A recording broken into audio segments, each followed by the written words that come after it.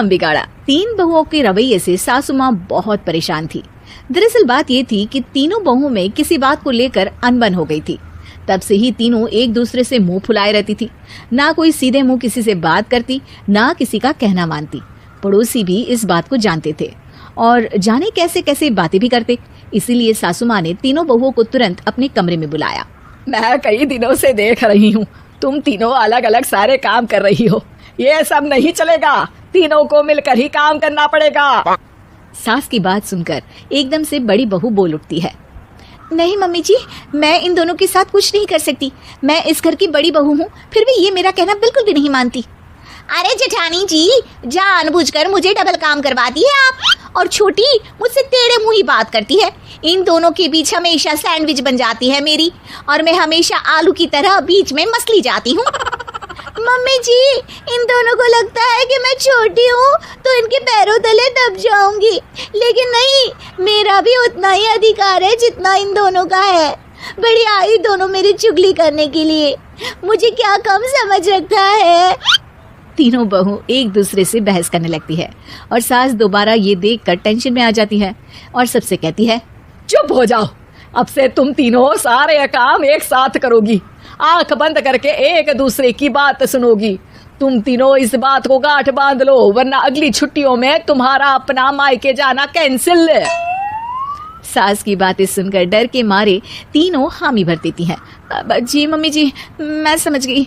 हाँ मम्मी जी, जैसा आप कहें। आप जो कहेंगी मैं वही करूंगी।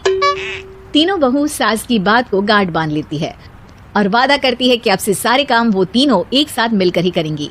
ये सब देखकर सास खुश हो जाती है और वहाँ से चली जाती है। नीचे जाकर वो देखती है कि घर में शर्मा जी आए हुए होते हैं। सास जोर से आवाज लगाकर कहती है, अरे बहू, जरा चाय बनाकर तो लाना, शर्मा जी आए हैं। सास की बात सुनकर तीनों बहू तुरंत किचन की ओर भागती है और चाय बनाना शुरू कर देती है। मुझे तो एकदम मसाले वाली कड़क चाय पसंद है, तो हम शर्मा जी के लिए मसाले वाली चाय ही बनाएंगे। अरे नहीं दीदी, गर्मी के मौसम में मसाला चाय कौन पीता है। मैं तो शर्मा जी के लिए इलायची वाली चाय ही बनाऊंगी। ये कैसी बात कर रही हैं आप दोनों। मेरी मम्मी ने सिखाया है कि मेहमान को ज्यादा दूध और शक्कर वाली चाय देनी चाहिए, वरना वो घर वालों को कंजूस समझते हैं। तो मैं तो शर्मा जी को ऐसी ही चाय दूंगी। तीनों बहुएं अपने अपने तरीके से चाय में शक्कर, मसाला, पत्ती सब डाल देती है। उबलने के बाद तीनों मिलकर चाय बाहर लेकर जाती है और शर्मा जी और सासू माँ को देती हैं। चाय पीने के बाद शर्मा जी सासू माँ को देखकर शर्मा जाते हैं और शर्मिंदा महसूस करते हैं कि आखिर उन्होंने चाय पीने के लिए हामी क्यों भरी। सासू माँ भी चाय पीना शुरू करती है और कहती हैं, अरे बहू, ये कैसी चाय बनाई है? चाय है या मीठे दूध की बासुंदी? हाँ, चाय अच्छी नहीं लगी क्या? कोई बात नहीं, हम पराठा बनाकर लाते हैं। चलो चलो अंदर। हाँ चलो। हाँ, आती हूँ मैं भी। नहीं, मेरा पेट चाय ने ही चौपट कर दिया, वही काफी है। पराठे से पोपट नहीं करवाना, मैं तो चलता हूँ। शर्मा जी चुपचाप पतली गली से निकल जाते हैं। अगले दिन सास बहुओं से कहती है, अरे बहू, जाओ जाके ऊपर के गेस्ट हाउस की सफाई कर दो।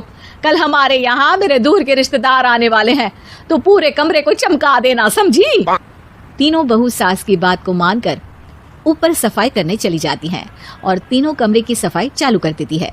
बड़ी बहू मकड़ी के जाले साफ करती है तो बीच वाली झाड़ू लगाना और छोटी वाली सर्फ डालकर जमीन धोना शुरू कर देती है।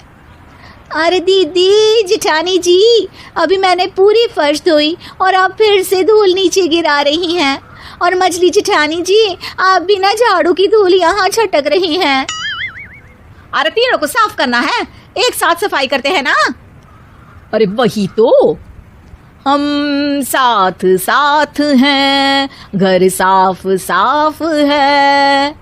तीनों बहू ऐसे ही काम में उलझ जाती है और 2 घंटे तक एक ही कमरे की सफाई करती रहती है। बहुत देर से अपनी बहुओं को ना देखने के कारण सास ऊपर कमरे में उन्हें देखने जाती है, लेकिन कमरे में घुसते ही वो गीली फर्श पर फिसलने के कारण नीचे गिर जाती है।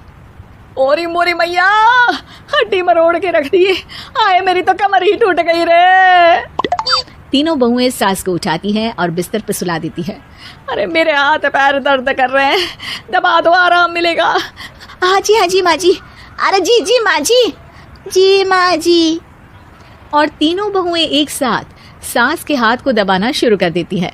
माँ की तो चीख ही निकल जाती है और नतीजा ये होता है कि सास के बचे हुए शरीर में भी दर्द उठ जाता है। हाय राम, ये क्या कर दिया तुम तीनों ने। अरे मेरी तो किस्मत ही फूटी है कि तुम जैसी बहुएं मुझे मिली। हे भगवान, पूरे शरीर में दर्द बढ़ गया है।